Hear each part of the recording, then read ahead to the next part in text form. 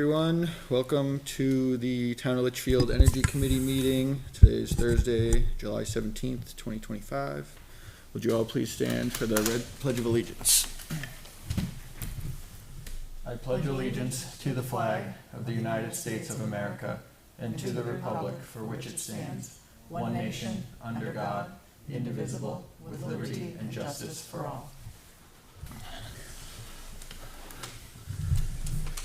All right, and we'll start off by doing a roll call of members. So I'm Sam Terrell, I'm the chair. We can start. Okay, Kimberly Queenan, I'm the Selectman's rep for tonight, sitting in for Steve Gannon. Fred French, Citizen Committee Representative. Eric Olson, Citizen Representative. Kim Kleiner, Town Administrator. All right, thank you, everyone. So we can just move on to business. We have two sets of minutes to approve, one from July 17th, 2024, and another from October 29th, 2024. Do we have a quorum for that? Okay. Has everyone had a chance to review the minutes? All right. Are there any questions or comments? And entertain a motion to approve the minutes. You doing both together? Yeah, let's do them both Because I'm not together if sure there's of no attendance. comments. Yeah, I move to approve both. Okay, we have a motion by Eric Second that. and a second by Fred to approve both the minutes, July 17th and October 29th, 2024. Any further discussion? All those in favor signify by saying aye. Aye. Opposed? Abstain? Abstain. Motion passes 3-0-1. All right, that takes us to the community power update. We have Jonathan Slavin on the phone here. We can see him on the TV. So welcome, John. Floor is yours. How are you? First, we'll just make sure everyone can hear me and there's no lag or echo or anything that we're hearing. So, Yeah, you sound good. all good. All right, great. Just wanted to give a little introduction about myself. You guys have been working with Standard Power for a little while now. I am about a year into my tenure at Community Power. Prior to that, I have been about almost a decade in local government experience in Pennsylvania, and then most recently, before this job, I was the city clerk in Somersworth for about 2 years. Before I had my son, stayed home with my son for about 2 years and raised him a little bit, and then got into the energy sector where I really wanted to be. So that's just a little bit about myself. And for updates as far as community power go, we currently are in possession of your data that has been sent over to the suppliers. We are expecting pricing hopefully by the end of the month. It seems to be looking favorable since the default rate for Eversource appears to be coming out at 11,196, and previously in April we had priced with a few suppliers who were around that price. So we expect those prices to come down a little bit for community power rates from our suppliers. What else here?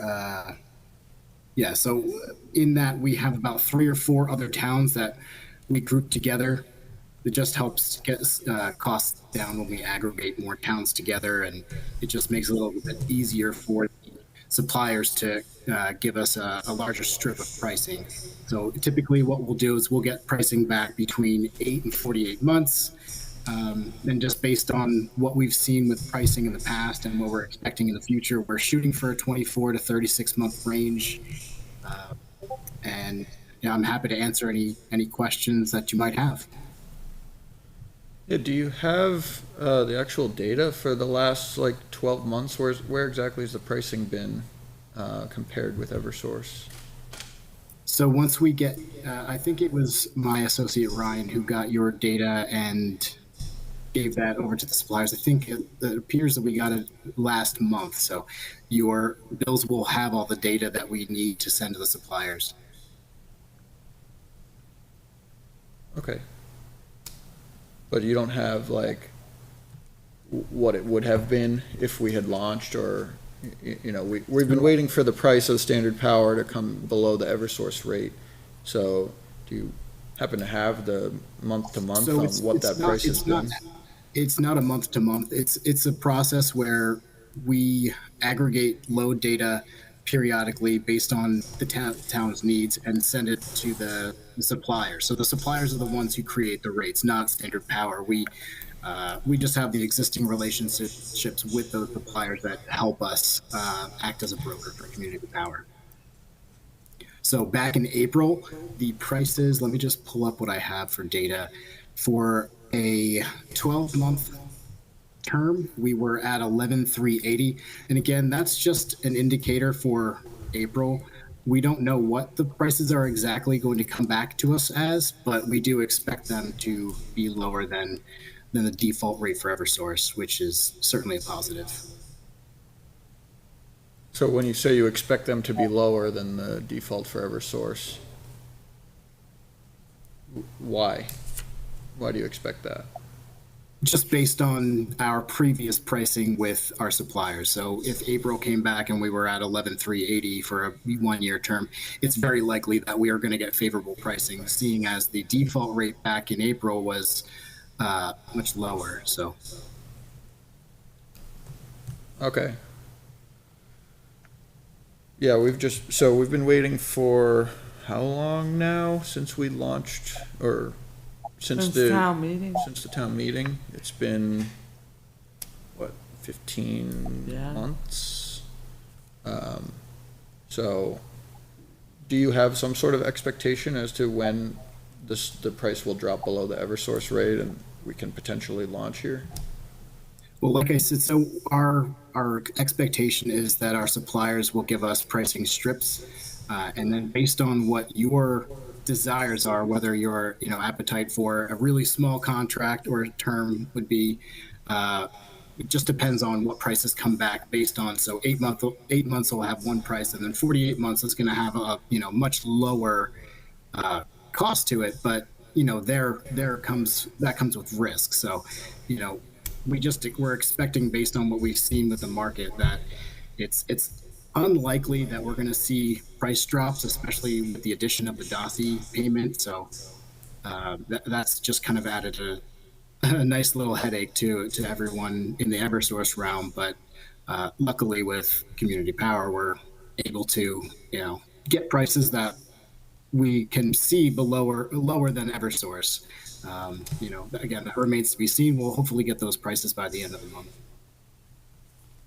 So I think there was a price, was it, Jonathan, I don't know if you have our account, but we were contacted in March, maybe? Or maybe it was the April, and it was like a tenth of a cent or something below. And there was a discussion with the Board of Selectmen at that point to recall the committee together. But the feeling was it was so slight that we were worried about having residents have to opt out with just such a slight reduction, so we Of didn't course. move Yeah, forward. residents don't typically care about the pennies here and there, but overall, what we're doing with the program definitely saves a lot across the board. Yeah, and that's the fear, I think, is that we'll drop below the rate for a very short amount of time for Community Power, and then the rate may go back up above the Eversource rate. Meanwhile, everyone's been automatically opted in, and now they're paying more. So I think a lot of people So in if the town Eversource are, rate goes up, that would be a great thing for our prices, because that just means we're able to keep them lower. So the term would be fixed for, like I said, we're shooting for a 2 to 3 year term, because that's where you tend to see the most savings over time. There's been issues with other models of Community Power, but I think, especially coming from a local government background myself, I certainly appreciate the ability to determine as a community whether we want to launch or not, and that's it all depends on favorable pricing. And we don't want to launch someone without favorable pricing. yeah, like I said, we're typically seeing those savings better off with the 24 to 36 year term, especially just seeing with the forecast in the future. We are expecting Eversource rates to just increase. So. Okay. Did you say decrease? Increase. Increase, okay. Increase even higher than the 11? Yeah, I mean, if we look at a table of the prices across the board, we were, I think in 2022 you're at like 20 cents, and after that you're kind of down around 16 cents. So it's been pretty volatile, and the lower prices were an anomaly because I think Eversource messed up one year of their rates and then had to kind of play catch up. So they were not doing things in a way that helped us forecast prices by any means. But Right, We and do it not- seems that's expiring August 1st. The rates will kind of get back to a normal place. And then that'll be the rate for the next 6 months, right? Until Correct. February, right? Yeah. Okay, so then we will just continue to wait for favorable pricing. And so if the favorable pricing does come, and I know that, like with all contracts, I mean, we just did a aggregate contract with NRPC and the turnaround is really quick. You have to lock those in quick. Do you Yep. know if the website, with all the information for our residents and how they would opt in and opt out, do you know if all that has been completed? So I have been personally working on that actually. So yeah, that site is pretty well tidied up, and I have it on a list to kind of get a little powwow going with our web services gentlemen, just to make sure all of our buttons are working and everything like that. So yeah, the website should be ready to go, and that's one of my personal pet projects actually.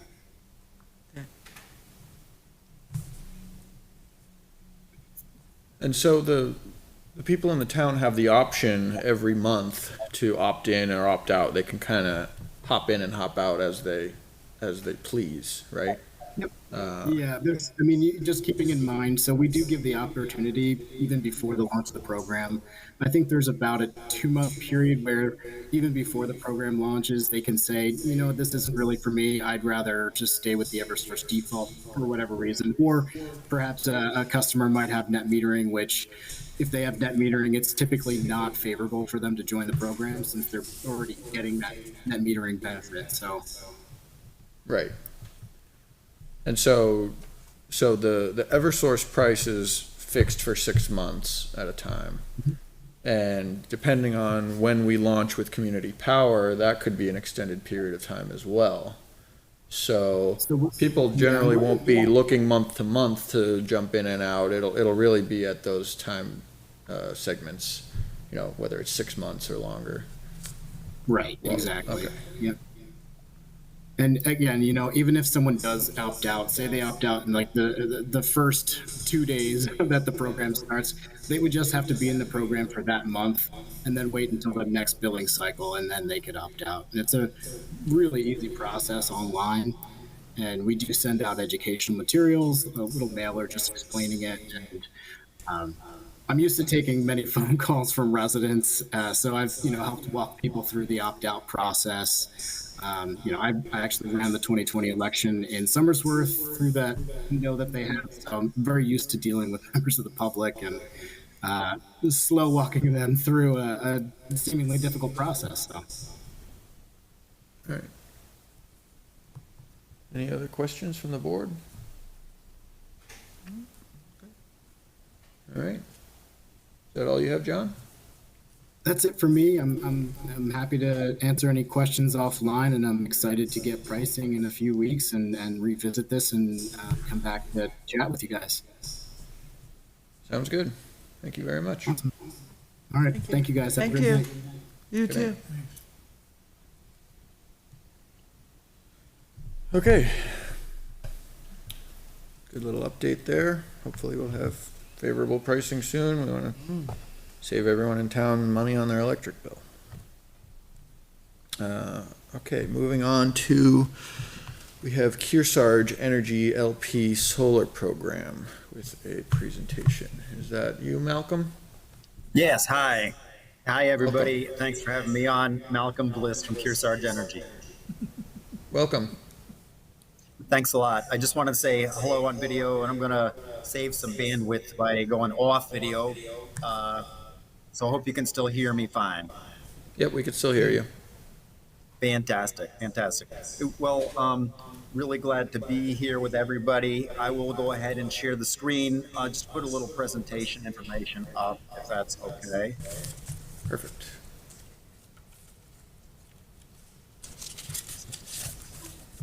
Window, entire screen. Okay, entire screen. Alrighty, in a second. There, how's that? A little presentation material coming through? Yep, we can see it. Fantastic. All right, I mentioned my name's Malcolm Bliss with Kearsarge Energy. I'm what's called Senior Director of Energy Markets, and working with municipalities or other qualified off-takers, participants in the state's group net metering program, which I'll do some introduction on group net metering program and answer any questions you may have to make sure that you all have what you want about the program and hopefully feel comfortable exploring it further or proceeding when we finish up and have little next steps. So here's just one act slide about Kearsarge Energy. We've been doing clean energy since 2009, and it was initially solar. Now it's solar plus energy storage.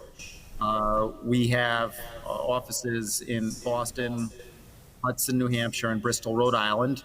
Our work is about long-term partnerships with the communities that we work with. We build solar projects, then we operate and maintain, and that is unlike many others. There's a common model in the industry, and it's not surprising there is such a model, where some party might build a solar project but then sell it. That is unlike what Kearsarge does. We build, then own, operate, and maintain for the lifetime of the project. That means that the people we work with know we're going to be there for the long term, and we don't cut corners in the early stage because we know we're going to be living with those decisions for the life of the solar asset. We now have over 300 megawatts of energy assets in operation. So we've developed and we own and operate 300 megawatts, and that's a solid chunk. We're arguably the leading provider of these kind of services and resources in the Northeast. New Hampshire is a real hotbed of our activity right now. Different states roll out their programs at different times, and so there's sometimes when a given state really has a lot of activity, and the state that has a lot of activity right now for us is New Hampshire. We're very excited to have a pipeline of over 150 megawatts in New Hampshire, and have recently received contract awards from Manchester, City of Manchester. So we built a solar facility which has been operating on the Manchester landfill on Dunbarton Road. That went into production operation in 2021. And then more recently in 2024, City of Manchester awarded Kearsarge additional group net metering business. So that's the same thing that we're talking about tonight. So Manchester worked with Kearsarge since 2021, and then in 2024, they considered the proposition you're considering tonight and decided to proceed. So they're going to receive 12.5 million kilowatt hours of group net metering credits. So that's a big chunk, and just a nice expression of their confidence in Kearsarge. Similarly, we received awards from City of Concord, Pelham Public Schools, Town of Hudson, Town of Bow, Littleton, Farmington, Concord Housing Authority, Berlin Waterworks, others. So that's just a little bit about Kearsarge. I should say that all the projects we fund are the result of capital that we've built up through our organic process of growing the business. So we have the wherewithal to make decisions and respect the partnerships that we're proud to be a part of. So any questions about Kearsarge Energy? All right, onward. So as a result of that process and the resources of Kearsarge, I wanted to share a list of solar facilities that are going to be placed in service in 2026. These are projects that could benefit town of Litchfield, except for at the top, Milton, Goshen, and Claremont. Those have already been committed to other participants in the group net metering program. Hinsdale, Conway, Stratford, and Belmont all have uncommitted production that Litchfield can take advantage of. We've built all these projects at our own investment, and now is the time when, under the state program, we need to go and build groups of qualified participants, which are essentially public entities like Town of Litchfield, like schools, like water departments, as we saw on the prior slide. So we're building up the groups and working to make sure that all the production from these projects goes to those qualified public entities. And we'll see more about that. But just here's a little bit of the projects that are available to serve Litchfield. One project in particular is a Stratford project. Here's an example of a project that Litchfield could receive production from, and it could be from any of those, but this happens to be our project on Old Mill Road in Stratford. We've been building this project probably for 3 years now, and it's coming to the point where we need to reach out to public entities and form up the groups, because in 2026 this will start producing group net metering credits, and more about that to come. So the group net metering program in bullets, this is a state program, so program defined by the state that lays down the rules, the groundwork, the rules, the game for a party like Kearsarge to come and develop solar assets in the state. The state, says this is how it's going to work. We're happy to play by the rules and enable that state program. There's no investment or outlay from Litchfield to participate in the program. There's no use of Litchfield land, no use of Litchfield property or services. There's no change to Litchfield's electricity service, supplier, or community power participation. So this is a separate part of the utility bill from supply.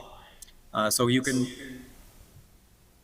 execute your strategy on supply however you like, and does not affect your ability to participate in group net metering. Credits from a given facility like Stratford are assigned to Litchfield's utility accounts up to Litchfield's kilowatt hour usage. So one of the rules from the state is Kearsarge can't deliver more production than you use in a given year. Now, the town of Litchfield will really be participating in the generation side of the business, the production side of the business. And it's a valuable program. The state says, hey, there's a limit to how much any given entity can benefit. So the limit is the amount of electricity you use, and more on that in a second.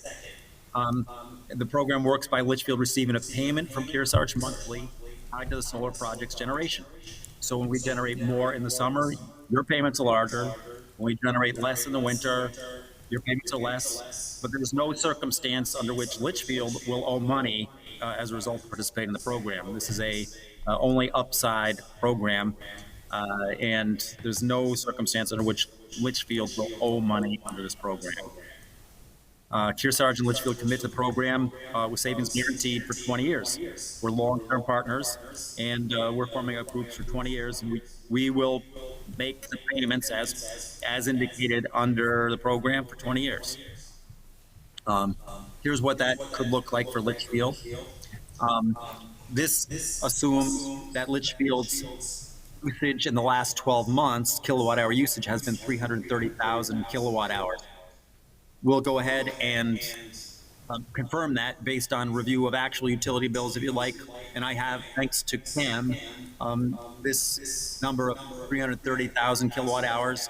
We're going to want to go through the electric bills anyway. As we do that, we will go ahead and make sure that that's the correct number so that you get the most benefits as possible.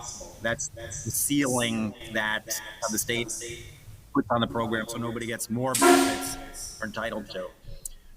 So let me just explain this chart a little bit, if I may. On the far left column are years in the 20-year program. Production allocation, that's a number of kilowatt hours from the Stratford project, as an example, that we would allocate to Litchfield. Now you see that the number 297 appears there, 297,000 kilowatt hours. That's a little bit less than 330,000 is because Kearsarge is accountable to the utility and the state to make sure we don't deliver more credits than your annual usage. So that provides a buffer for us. We're on the hook. You're not on the hook. We're on the hook to make sure we don't go over your annual usage. So we start off at 97,000 kilowatt hours. If your usage were 300, giving us a 10% buffer to make sure we don't go over. The state and the utility require that we are accountable for that, and we need to report to them every year on that. Every kilowatt hour is valued at the default rate. We were just talking about default rate relative to community power program. This rate changes every 6 months. As was discussed, the numbers we're using here are average numbers for the last five pricing periods from Eversource. So we put in 10.29 cents, even though the current rate is over 11, or the current rate starting at August 1 is over 11 cents. We just want to use good forecasting methodology. We say, let's take the average of the last 5 periods. We could go back 6 periods, but that was an outlier, as was already mentioned, also over 20 cents was an outlier. So that would just give us a crazy number. Anyway, from there, each year, starting from 10.29 cents, we're increasing the default rate by 2.5%. That is historical level of increase in supply rates. So we're using the best methodology as you can in forecasting. We're saying, how has it happened in the past? This is how we think it'll happen in the future.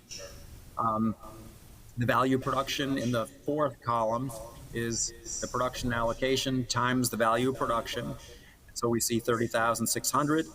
Kearsarge can share 10% of that. So 36 rounded is 3,100.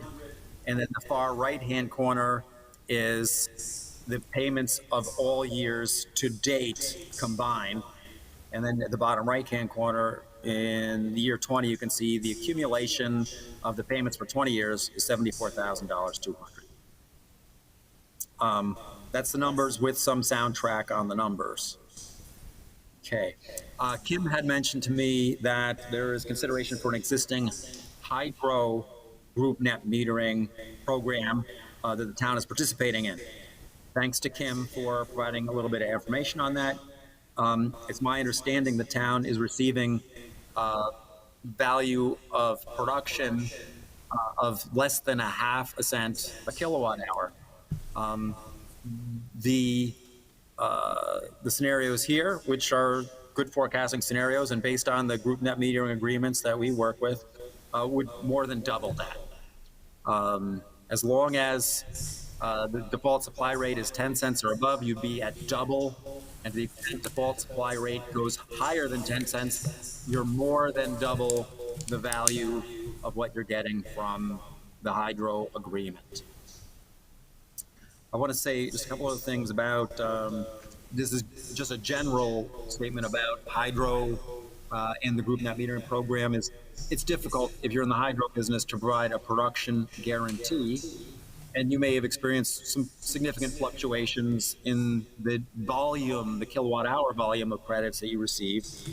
Solar is easier to forecast, and we have performance guarantee in our agreement that we will never fall below 75% of the committed volume, which is a safe thing for us to do just because, sure, there's ups and downs in solar, but on the course of a given year, it's high confidence that solar will produce within that range. Some years less and some years more, but it's very safe to say that we will, and we guarantee that we will always achieve at a minimum 75% of the production forecast.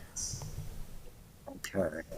Which is just difficult to do in a hydro. So anyway, if you're considering the hydro program, group net metering with hydro, I know you've had experience with it, but since Kim shared the information, I thought I'd do a little comparison.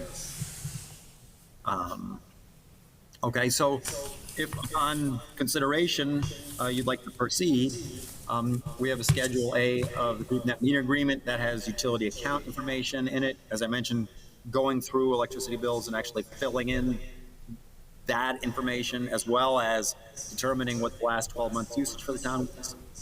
Town would review and approve the group net metering agreement. Kearsarge will reserve the generating capacity for Litchfield from the Stratford project as an example. We'll give you the generating capacity from the first project that has available uncommitted capacity. And then finally, get the group net metering payments delivered as this solar facility produces electricity. That's a quick, well, relatively quick run through, I guess. You all may be bored of it all now, but if there's questions, please let me know. I'll do my best. All right, thanks for the presentation. Pleasure. Any questions from the board right away?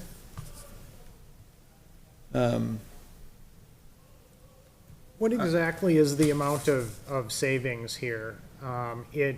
In your table, it has an accumulated payments column. Yes. And a discount column, which looks like it's just combining them. I guess I'm not quite sure what the actual what is the level of savings, what indicates here how much we're saving on a given kilowatt hour. Sure. Thank you for that question. And that's something that is not, took me a while to get used to these programs. Each state has them, and New Hampshire has some particularly desirable features in their program. In this case, one of the desirable features from New Hampshire is instead of savings, which is a great thing, you're getting a check or an ACH payment. That means you can put that money to any purpose you want. So in year one, the amount of payment in this forecast is $3,100. That's a check or an ACH payment divided up over 12 months, totaling $3,100 for the year. And you can put that money to whatever use you want, which in my mind, and this is unlike other states, is better than savings that just reduces your electricity bill, which is fine and good. But in this case, you can take the ACH payment or the check and do with it what you want. So 10% is what you're essentially you're giving us 10% back on the power from the base rate. The 10% is and this is going to be the town will be participating in the generation side here. Okay, and let me just use this picture from the Public Utilities Commission. I didn't show this yet. So the Public Utilities Commission uses this picture to describe what's going on. And I like what they did here. So on the bottom left is Eversource, the distribution utility. Eversource pays Kearsarge for whatever we generate, which is fair. We send electrons to Eversource. Eversource pays Kearsarge money for the electrons. Great. So far, so good. The state says, okay, Kearsarge, we're letting you do business in this state. And because you're doing business in the state, you are required to share some of the proceeds from Eversource with group members. And group members, Litchfield will be a group member in this time. And in the example we looked at, $3,100 would flow in the year one. That's a forecast. Year one to members. And in the top right, you see the top right is municipal, schools, buildings.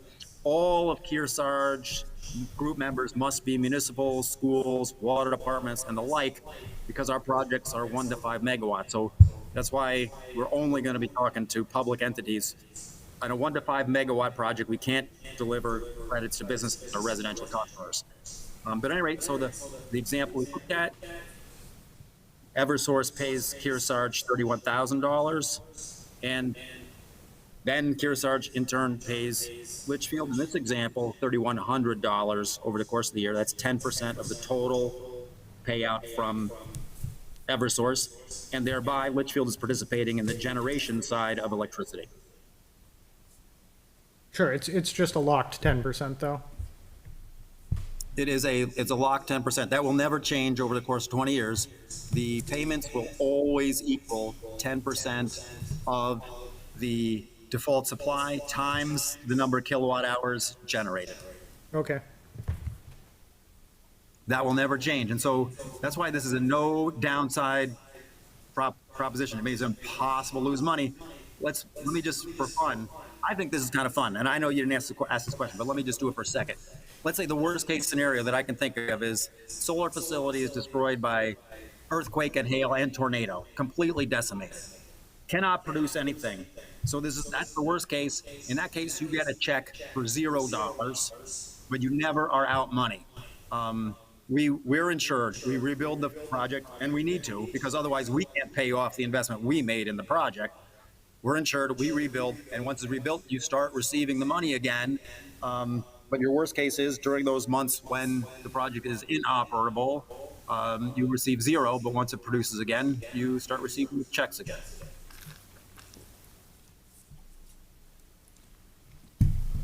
So I want to touch on that. I'm always suspicious of any no downside deal. I hear you. What's the catch? Here's what well, the catch is, this is one of these few occasions when, well, I don't know, you all may say this more often than many others, but you could say, I'm really glad state of New Hampshire built this program. And in this program, the state of New Hampshire says Kearsarge has to go out, and Malcolm Bliss specifically in this case has to go out and enjoys going out and talking to public entities and saying, here's a state program. We cannot operate our projects in the way we need to if we don't have a group formed. And so we need to form up these groups, which is why Manchester and others, as we saw earlier, has also decided to participate. Yeah, because it seems to me you're buying electric customers. You're buying customers who use your electricity you generate. Let me just put this up again for a second. So it's not supply, just so to be sure, this is not supply, it doesn't interfere or conflict with supply. The Eversource pays Kearsarge for the electricity. And Town of Litchfield, we're not offering Town of Litchfield electricity. We're not trying to sell electricity to Town of Litchfield. And we can't. There's not a way for us to sell under this program electricity to Town of Litchfield. But what we do want to do, because the state says we must do this, is get group members who will share in the proceeds from Eversource resulting from the generation. Okay, so you just provide electricity to Eversource, Yes. and they pay you for the electricity, Yes. and part of what they are paying you goes back to the group members. Yes. And So that's exactly- why are there, so you're required to have group members by law? I'm just trying to see why are there any group members at all? Why don't you just sell electricity to Eversource? Under the state, so the state always defines the rules for the pricing of electricity. And if we fail to get group members, the electricity, the price that Eversource pays to us is avoided cost price, which is way less, and our projects would not be considered a success. They would not pay off their investment if we are compensated on avoided cost rates. If we share the proceeds as shown here, we are compensated by Eversource on default supply rate, as we saw in the example. And that's a better proposition, and we need to do that to make these projects a success. We've gone ahead and gone at risk and built these projects with the intention that we'll be able to form up these groups, which is a good proposition for everybody. So it seems logical that we should be able to, but we have to get it done. Yeah, okay. And I would just put it this way: nobody and nobody in Concord wants to talk about a tax, right? They wouldn't say, "Hey, we're taxing solar companies." But if it weren't called group net metering, and it's probably harder to legislate taxes too, aside from the unpopularity of them. But in a sense, we're sharing money with municipalities and other public entities. In some ways, that's like a tax. It's not a tax, but it's like a tax. And other people have told me there's a program in New Hampshire where you can have a casino, but the casino operator has to give money to nonprofits. That's like their tax. It's not called a tax, but they got to give money to nonprofits or they can't operate. And we got to give money to public entities. We have to share the benefits of generation with public entities in order to operate in this program. Interesting analogy. Yeah, it's just like it's a good one. I didn't want to use that because it's like makes it understandable, but it's not as fun to even talk about that. This is just a great thing, and starting with the sun and turning sun into electrons that have value, and then saying, hey, state of New Hampshire, who's supposed to get the benefit of this? And they tell us who. Was that chart saying, it's an estimate, I know. Was that chart saying the first year, 3,000 to 3,100, hypothetically in year one? Yeah, $3,100, $3,100 in year one. Those are checks Okay. spread out over 12 months. So it's $260 a month. You get the check. Nice. What do we do with Thank that? you. No, well, what do we do with the check? I mean, do we have a fund for that? Goes or- into revenue. It will be revenue. Mm-hmm. Do we have to, I hate to say it, but do we have to pay taxes on that money? No, okay, good, all right. I just wanted to make sure if it was, I know not trying to down it, but again, people time Revenue tracking it, it's a lot for bookkeeping. To take it a step further, the revenue would therefore reduce the tax liability, which would be calculated into what the residents have. Oh, I agree, yeah, I know that, but I'm just saying for $260 a month, tracking it, bookkeeping, I'm just looking at costs, that's all. Your time. If I can just ask one question, earlier you said something about the price can't drop below something, Malcolm. So let me see. Let me try to think about what I was trying to say there.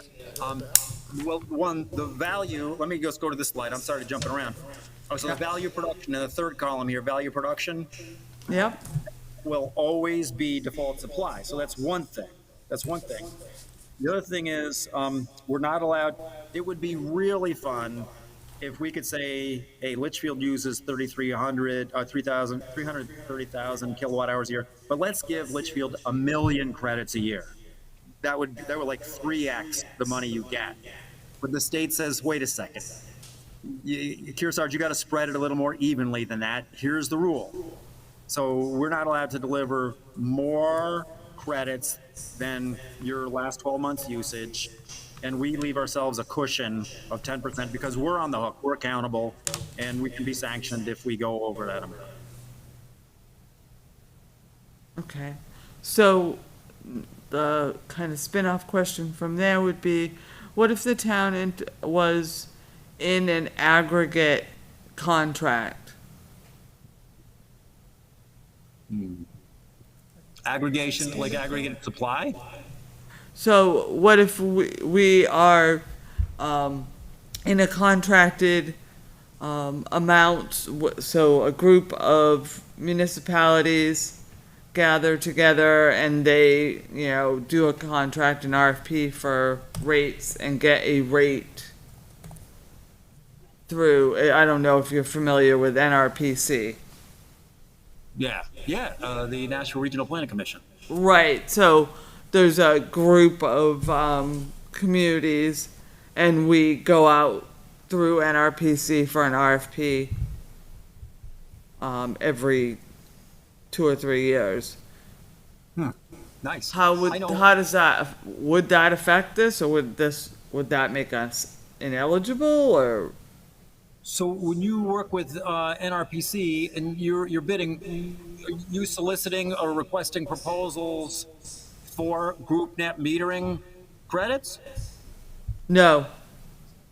Okay. In that case, seems like no conflict. Whatever they're doing, it seems like no conflict if it's not for group net metering credits. Which does bring up an interesting question is, we talked a little bit about the hydro before. So your 330,000, if that's your last 12 months usage, you can cover that with credits from solar, with credits from hydro, or you can mix it 50-50 if you'd like to do that. But you from either of those, from those two programs, your total should not exceed your last 12 months usage. So that's just one thing. That's one thing to keep in mind is you can't double dip on this. But based on the information I have from you, Kim, it seems like the hydro program that you're in pays half, and Yeah. depending on the default supply, less than half of what the solar program pays.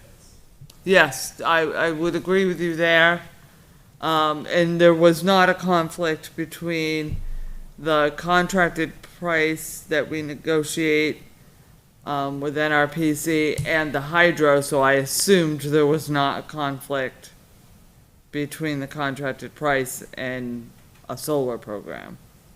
I'm with you. I think that's right. That's exactly right. Same program, different generating technology. I think it's very similar to community power because it's a contracted price based on a larger number of subscribers, right? So we get a little bit of a discounted price from the default,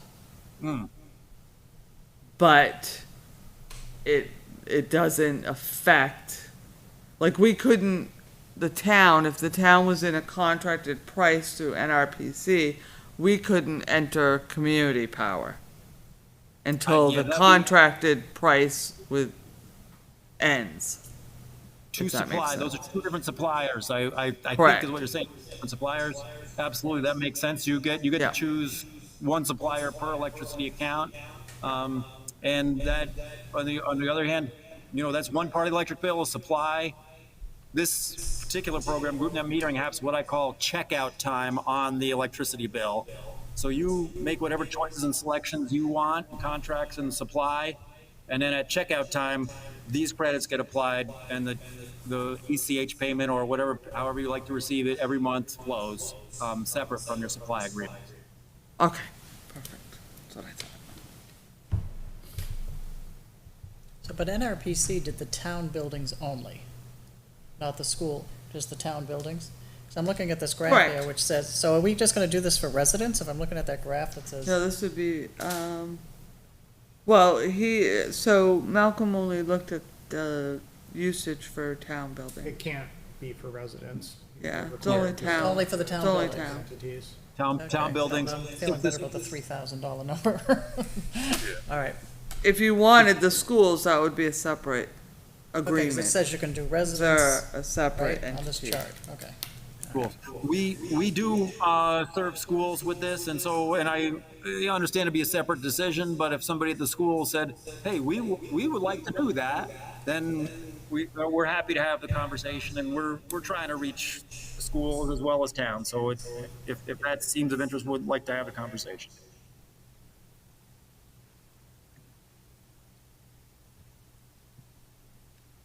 Okay, so we're looking forward to a monthly check. $258 minimum. No, that's great. Yeah, thank you for the presentation. Do we have any more questions from the board? No? All right, thanks a lot, Malcolm. All right, thanks. Can you Thanks go to back all. to the next steps slide just really quick? Yeah. So, the Schedule A, Yeah. so that would, if we wanted to move forward, where would we find that? I will make sure I will send the GroupNet meeting agreement and their Schedule A. Kim, shall I send that agreement to you? Yes, please. Will do. Perfect. Thanks a lot. All right, marvelous. Thanks to you all, and Kim, I'll be in touch anyway, of course. And if there's any other things that I can do to support you all, we'll do our best. Okay, I would assume that, I'll check with the chair of the selectmen, but we may need you one more time. That's perfect, wonderful. I look forward to that. Okay, thank you very much. Thanks all. Bye now. Bye-bye. I didn't know it was only the town. Yeah, so my understanding is, that we'd get the contract, have it reviewed by, legal, and then it would go to the governing body with or with, I think it would be nice if it was with the recommendation of the Energy Committee, because I think they're gonna look for your thoughts and, either your recommendation or non-recommendation, and the board would sign off on the contract. What's our current power arrangement? How does that compare to 10%? So, I agree with Malcolm, we've had the hydro agreement, a couple years prior to me, so I'd say about 5 years in total.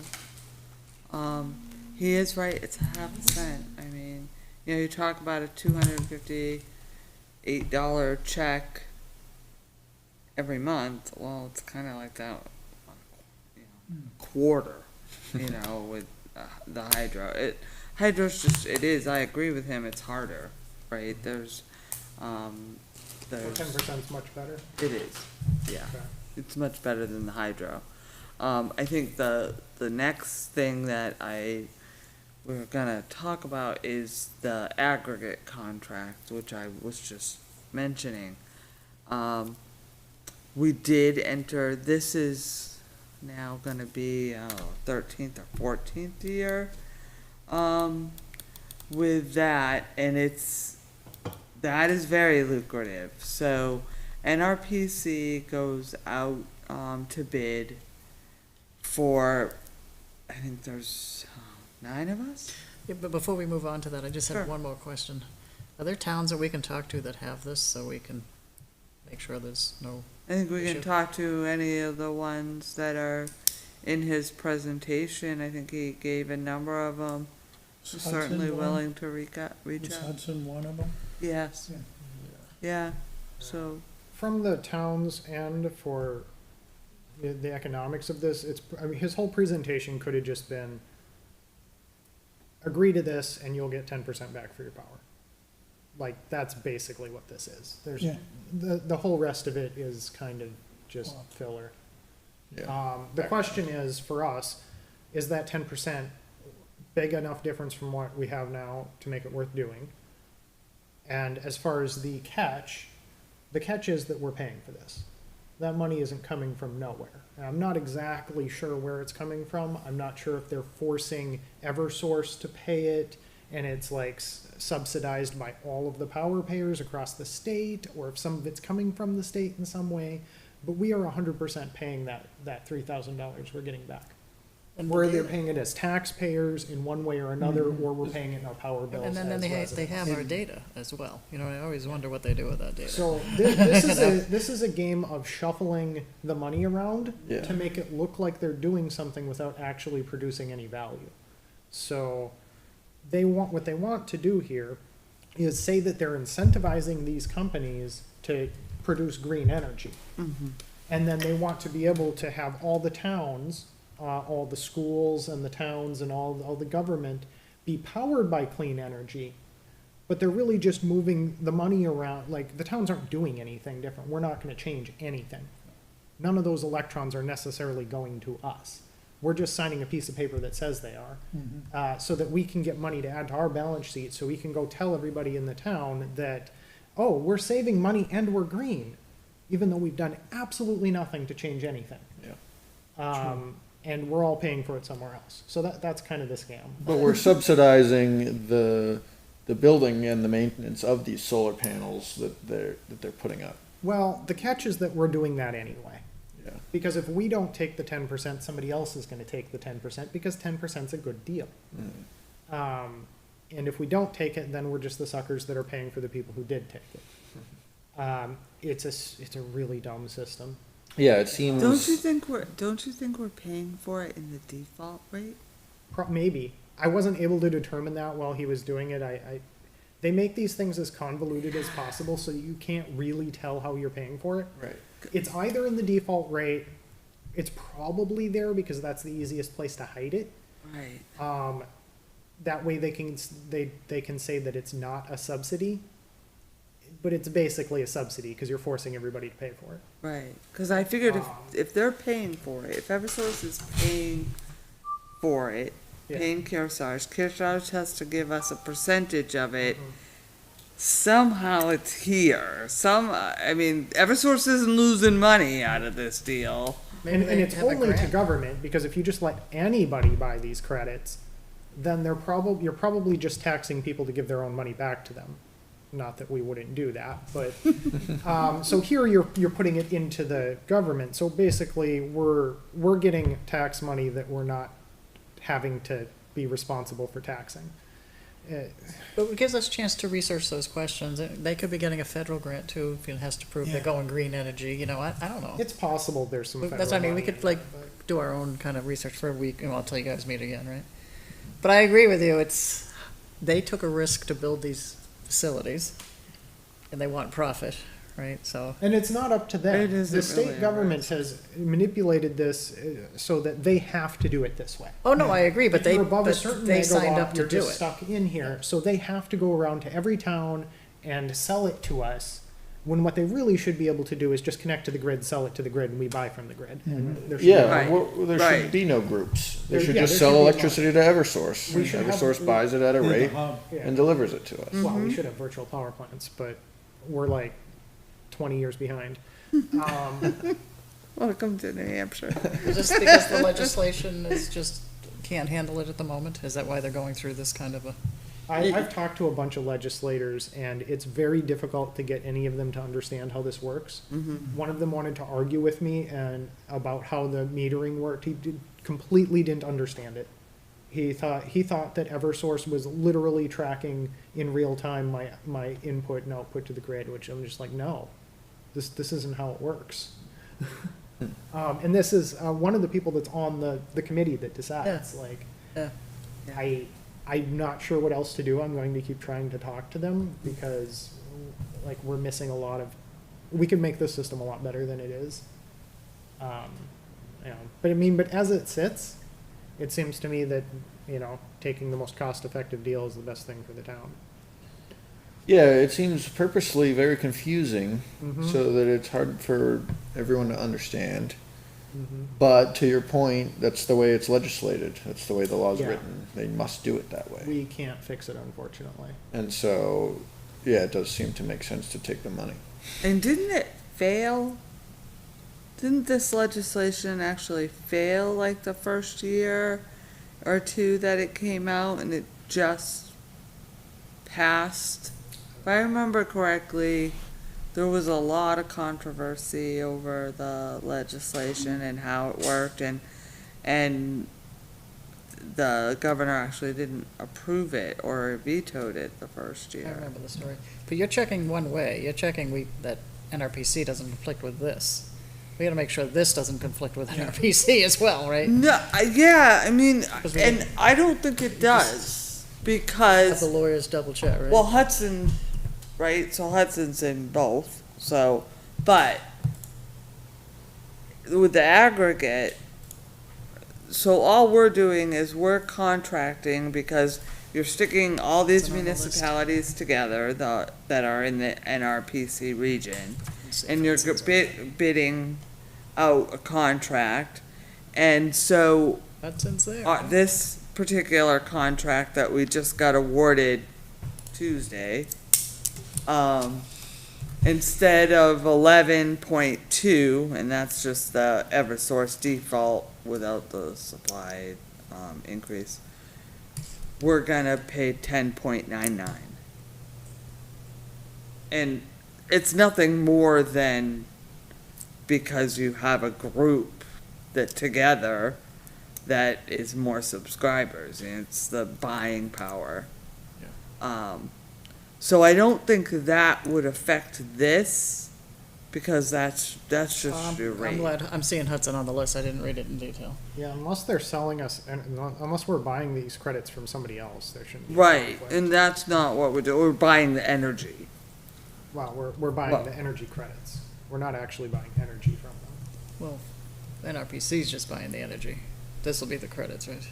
And, yeah, so the aggregate contract is your actual default rate for buying energy from Constellation. So we weren't, and we don't know the question about AI and the impact on energy requirements, we're hearing that. I'm seeing federal stuff, they're trying to build new nuclear stuff going, there's a lot going on, but one of the arguments to lock in for the 3 years was for budget, so you know what the money would be, in case there'd be a spike, right? So, and that was a 3-year contract, right? Mm-hmm. So even though it was 10.99, yeah, it's, at least you can plan, right, on your budget. You won't get a big spike or, well, you want to drop, but I'm Right. just thinking it's lower at the moment. So from 2012 to 2022, 10-year span, Litchfield saved $81,000 off of our town electricity over that period, going through the aggregate contract.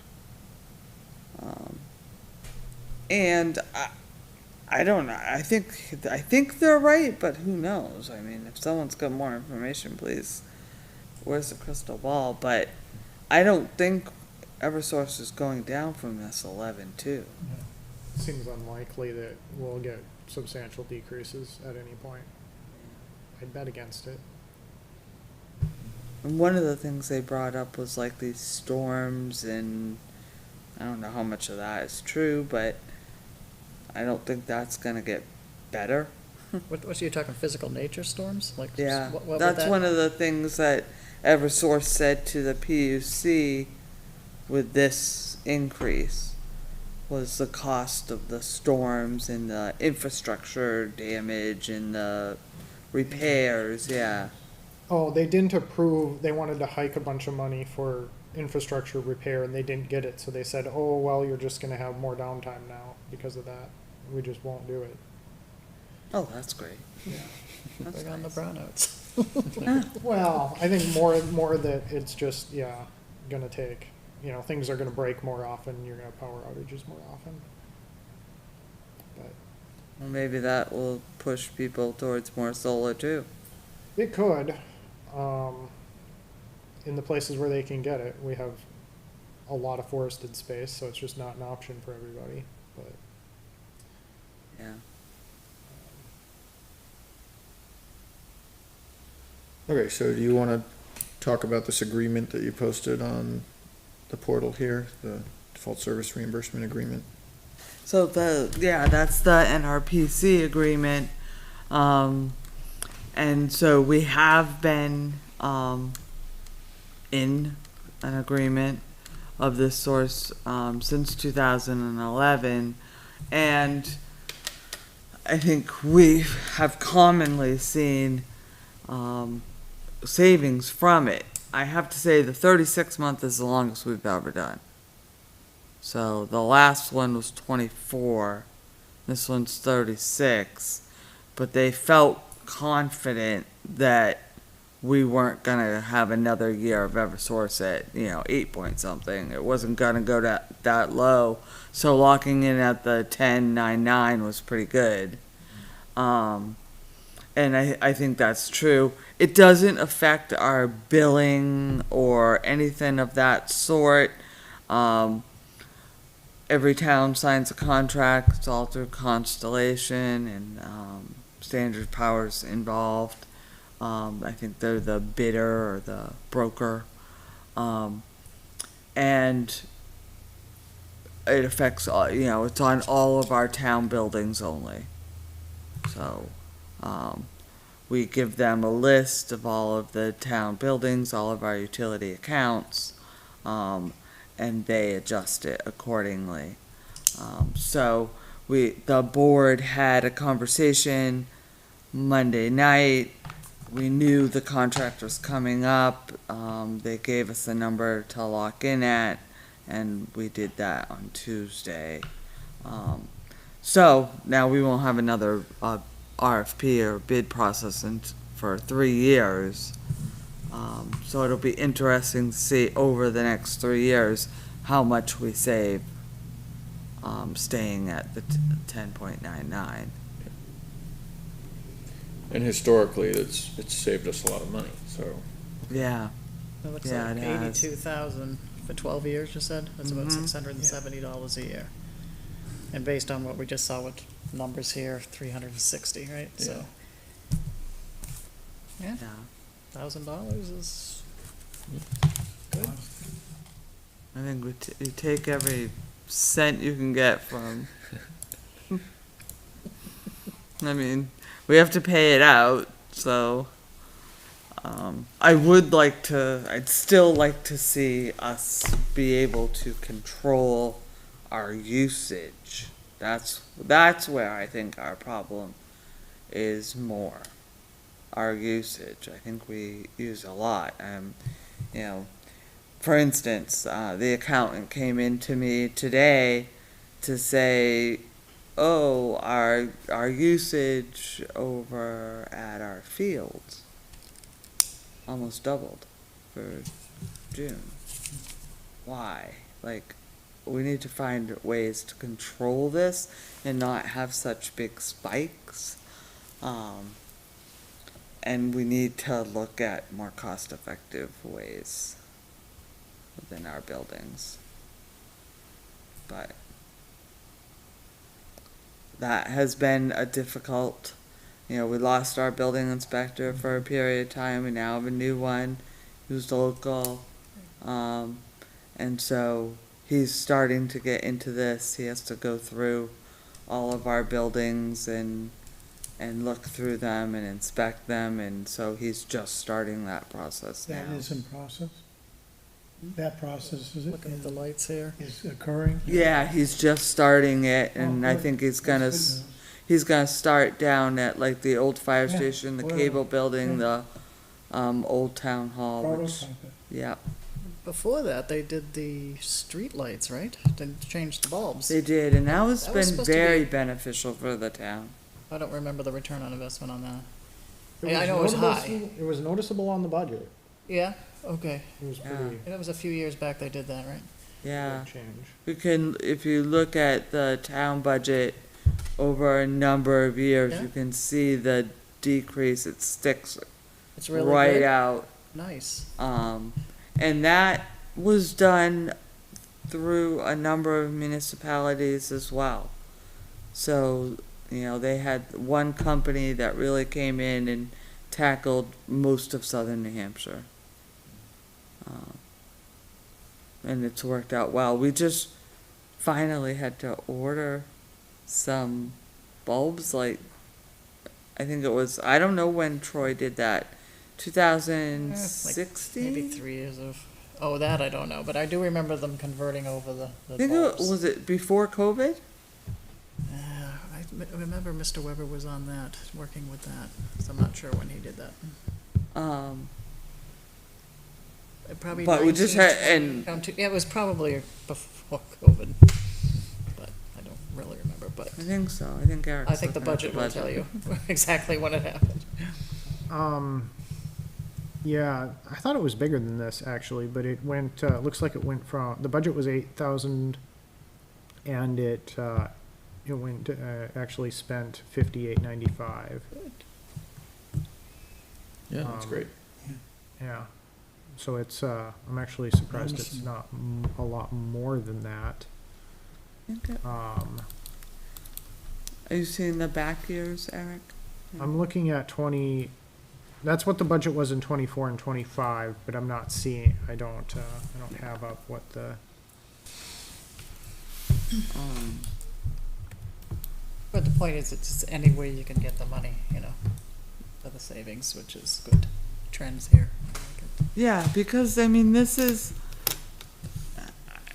I always say these are What year was it costs done? that aren't really bringing value to our residents, right? Yes, you're keeping the town buildings open and, but you're not directly seeing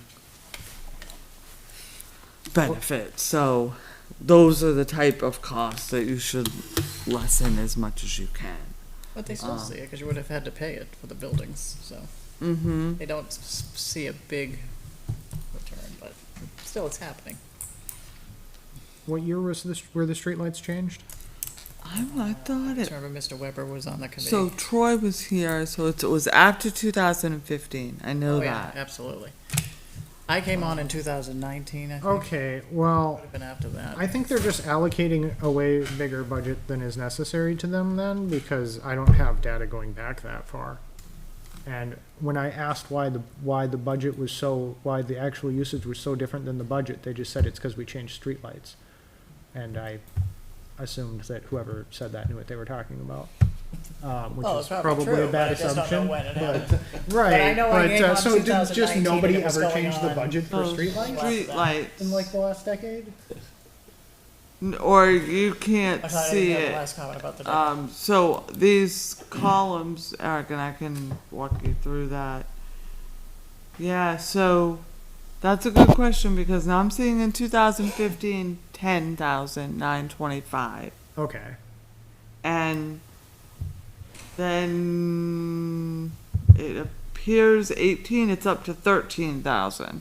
okay. So we know it's not done then. Then you don't really see it drop or start to drop until 22. Okay, yeah, my number So- starts at 23. At 21, in 2021, it's up to 22,000.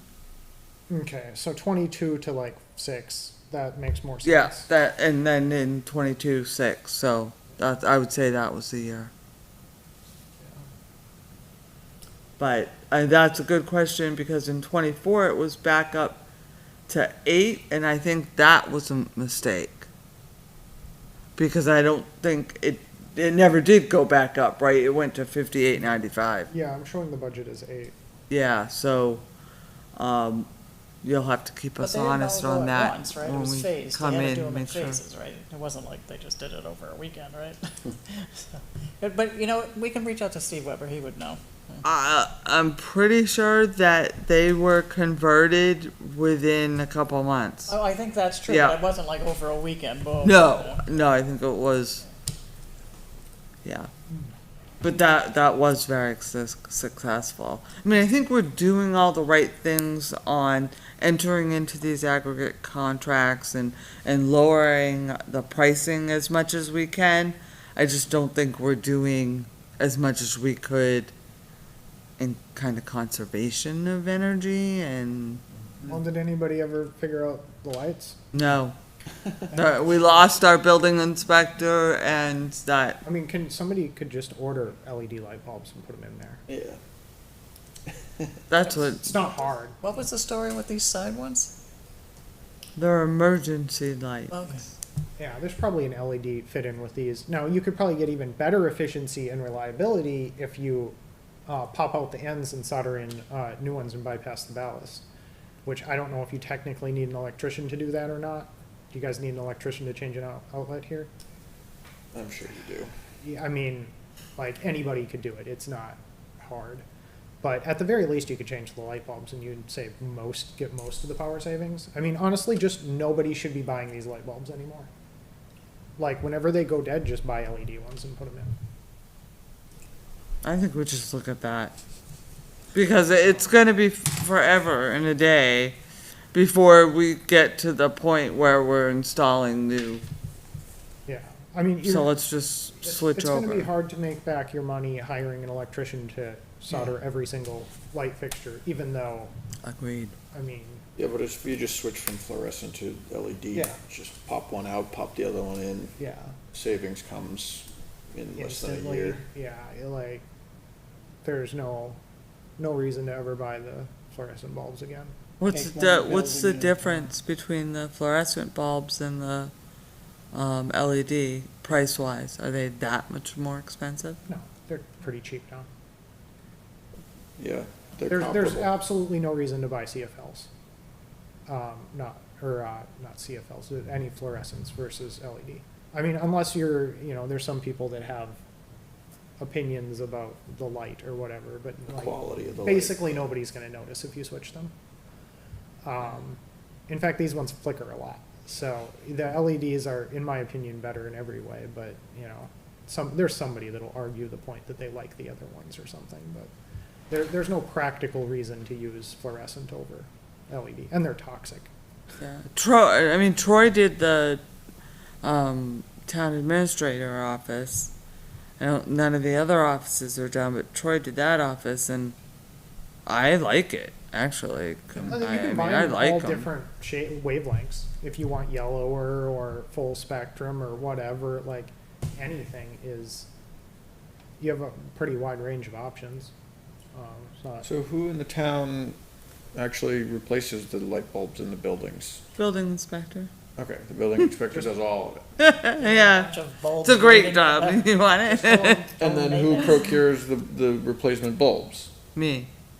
Just Okay. Do we don't buy have- fluorescents anymore. Just buy Okay. LEDs, and then they'll have to put That I LEDs can in. do. That's easy. Yeah, that's, Yeah, but do we have any in the storeroom? How many fluorescents do we have in stock that That's we already what I bought? don't know if you said. Just a couple boxes.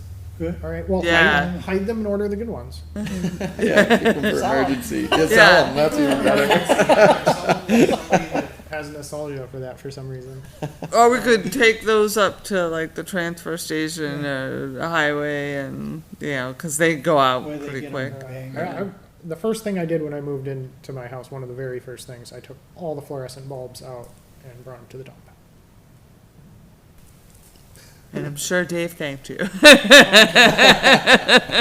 There's no benefit. No, and they're Even if costly to they're- get rid even if of. they work, there's no benefit. They're gonna cost you more, and then you have to deal with the mess if they break, so, Yeah. The LED ones, you can drop them on the floor and they're not gonna hurt anything.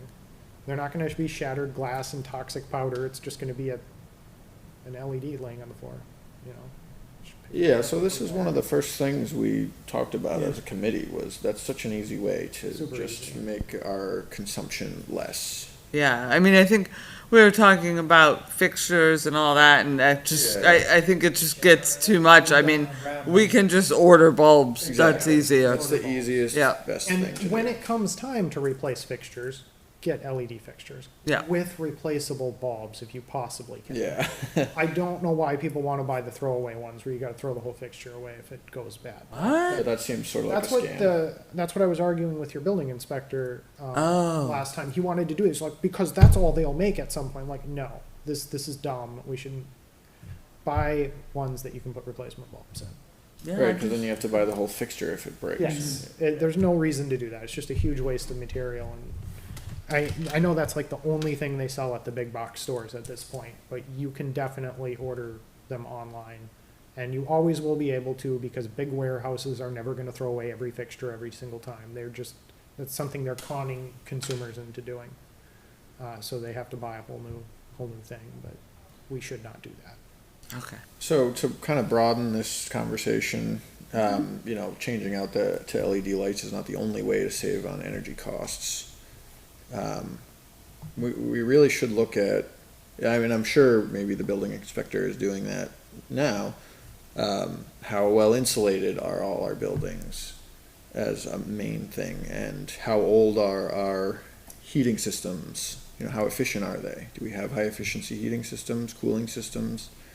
Are they 20 years old?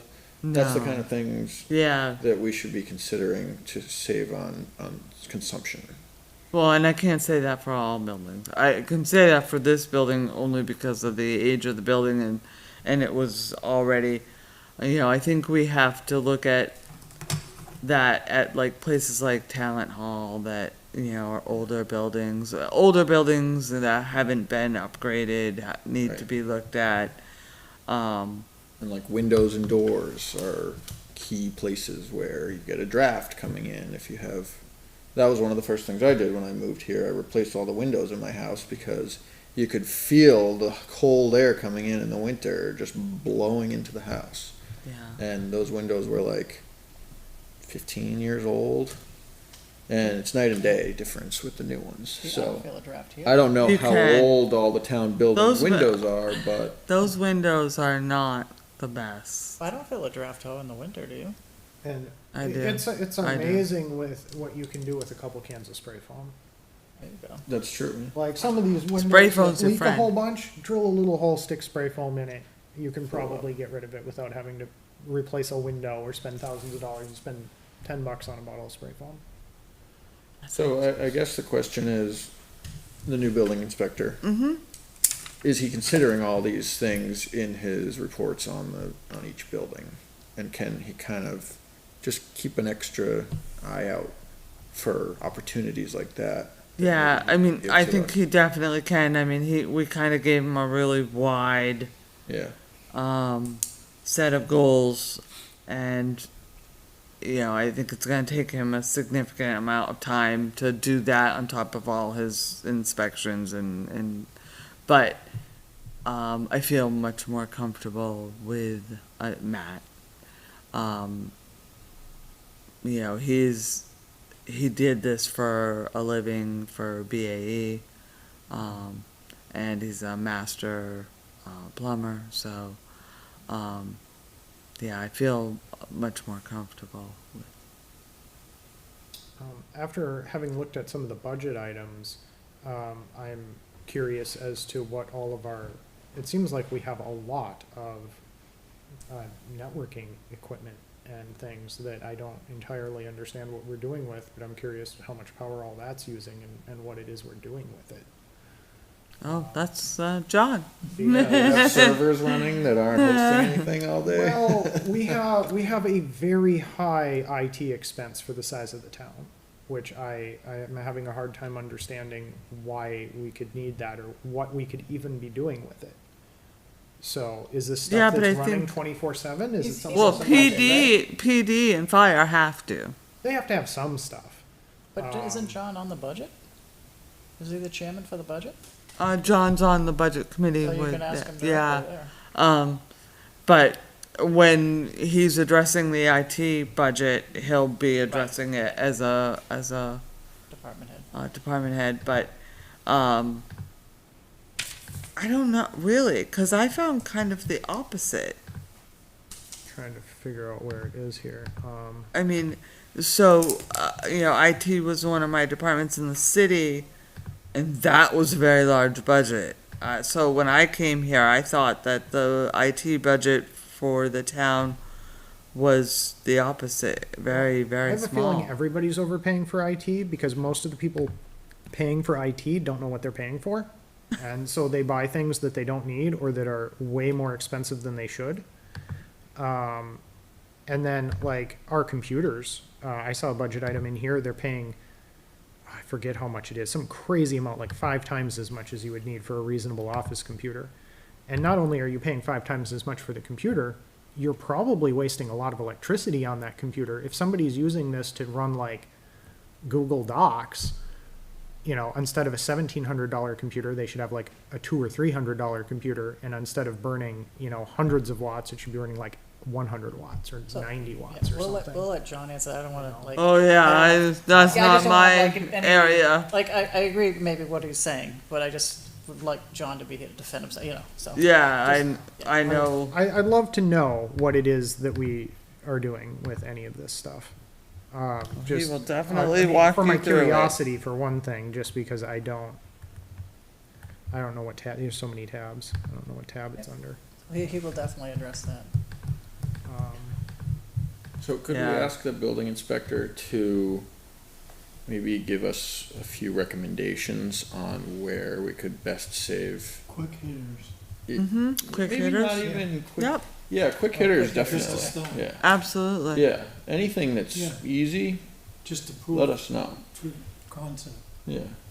And then also where, even if it's not a quick hitter, where does he think we're wasting the most energy? You know, if we have huge waste in some of our heating facilities or, you know, whatever, I imagine he'll come across it and maybe have some comments.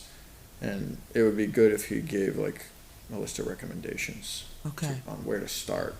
Yeah, I'll definitely ask him. I know right after he started, it's probably been a whirlwind for him, but, the transfer station has a bathroom and they kept having problems with their plumbing and frozen and broken pipes and blah, blah, blah. And he went in and he just tore it all apart. It was all insulation around the pipes, insulation. Right. And he corrected it all. Nice. So as he's looking, I don't know what they were talking. Please don't quote me, because this went way over my head. Burning something that they get at the transfer station, and some type of oil, you can burn it for heat. And if they don't, the transfer station actually has to pay to dispose of it. So, but now there's some way to burn it, and could we burn that oil up at the highway department? Like in the bays where they fix the trucks and things. So we're definitely getting into these conversations, and I think, Matt and Kevin, our highway guy, talk a lot and are getting very involved in it. So that's good. I think that's one of the things we're lacking. So facilities management falls under the building inspector? I don't know. Yeah, so. His job description, I'm trying to remember. So the building inspector is responsible, along with the town administrator, who's not doing this as much, thankfully, because I have Matt, for the upkeep of the town building. And he has that background. Yes, he So does. it's good. He did that for BAE. Good. So, yeah, I think we definitely got the right person for the job. But I will definitely let him know and ask him if he can do that for us and come back with some quick hitters. Okay, So as for what about next meeting- Kearsarge? Yeah, What do we you have an action, we have to make a decision on what we wanna do with Kearsarge. So I don't think we're gonna do that right here and now. So do you want me to share our information with him so that he can get the accurate pricing as far as what we would receive? I I don't think it would change based on anything we give him, would it? I don't think so, because that was pretty accurate. I mean, that Oh, was. you mean as far as how much power we use? Yeah, so he was saying we'd have to supply that, but basically what we gave him, we didn't give him all the bills. We track it in a spreadsheet, what the bills are, and we shared that spreadsheet. The same one we shared with you folks, 2 years now, at the beginning of Community Power. We didn't share the actual bills, and I don't know why they would need those, if they, maybe they Well, just. yeah, just to get it as accurate, and he said they're putting a 10% buffer in there, so we're saving 10% on 90%, so we're really saving 9%, because they don't want us to accidentally, they don't want to accidentally give us more credits than we use in power. Right. Because I guess it's a system that can't automatically be perfect for that, for whatever reason. Stuff seems like it should be easy enough to do in software, but, yeah. But I don't think it would change other than that. We're basically gonna save 9% of our power usage. Yeah, I don't think we need to give them any data, I mean, We'll need to give it to them before they turn it on, but I don't Yeah. think it changes the math for us as far as whether or not we should do it. Okay. yeah, I think we ought to just look into the program, how it works, like, kind of do our own research a little bit. Okay. And then would we need a motion for that, or could we just go right into it? What do you need to, if we do decide we wanna go forward with it? Then I would say Then you you make just- a motion for a recommendation either way. Recommendation to the select board? But yeah, to the select board, and you know, if we want to take a month and do some research, talk about it next month, and then have a recommendation for the select board. I just don't know how long they are looking, because they're looking to fill the capacity on those projects they have. Yeah, well, does anyone wanna make a motion? But if you make the motion, it should still be dependent on legal's feedback, right? Yeah. 'cause They haven't- need time to didn't look show at- us a contract. Yeah. Yeah, they need Oh, to- yeah. They did, Right. so. So do you wanna do that? Do you wanna, when he sends a contract over, you know, I'll send it to legal, and it can be looked at by this committee before you make them a recommendation. So maybe we just schedule a meeting next month. I have the contract, I have legal's review. Yeah. And you look it over and you make a recommendation or not a recommendation at that point. Well, Community Powers was like that thick. Remember George went through that thing with a fine tooth comb? Remember that? I don't know what the contract's gonna look like. Is it 3 pages or is it another? It shouldn't be big for this. I hope, I don't Yeah. expect it to be, but It should be just- shorter than that. I don't wanna slide find a gotcha in it. You know how you're asking, what's the loop, what's the explanation? It might be Right. Right, right. there. So, yeah, that sounds good. So Does let's that plan to meet next month, Okay. and we'll make a decision on Kearsarge then. Is their third Thursday okay like this for everybody? Usually. Probably. I don't know about Steve Gannon, how's his, I don't know what other committee he's on. He's on Heritage. No, who's Heritage? That's Diane now, right? No, that's Diane They now. met I, tonight. yeah, tonight was because of his work, but I don't think. No, but I that- think Heritage met tonight. They are at the fire So station. I don't know if he can yeah. do both that and energy if he's on this committee. So the next one would Oh, no, but he's be not. Diane's Heritage now, right? 21st of August 21st. Is there a meeting set up for August 21st for anybody else? I can't do August 21st. I just want to make sure I'm gonna Steve be Gannon away. doesn't have a conflict in your decision, that's all. If Yeah. he's on another committee that's the same night.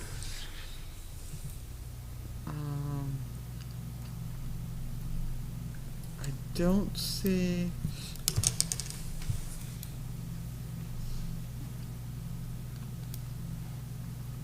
Not that I wouldn't come back. I don't see. I don't see anything the 14th.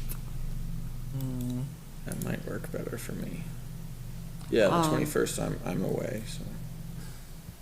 And the 21st is, there is a heritage meeting in here.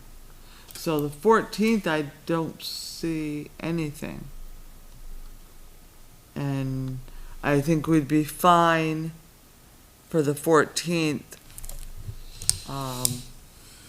After that, in September, Budget Committee has this room almost every Thursday. Once they get into presentations. Eric's gonna live Joy. here. Do you think you can get the contract and get it reviewed by the 14th? Yeah, I'll send Malcolm an email in the morning. I'm on vacation next week, and so I'll just ask him to have it to me by the 28th when I return. Okay, Yep. sounds good. So we have our next meeting date. August 14th. 6:30. 6:30 is good. 6:30 is good? Okay. Sounds good. Okay, I will entertain a motion to adjourn. Are there any other comments? Discussion? I have a comment. This was fun. I miss it. Don't put that in the minutes. This is a good night. I mean, we got some really good information, and yeah. Sorry. Move to adjourn. All right, I have a motion to adjourn. Do I have a second? Second. I have a second. Any further discussion? All those in favor, please signify by saying aye. Aye. Opposed? Abstain? Motion to adjourn passes 4-0-0. I've got to find Sam's tag before.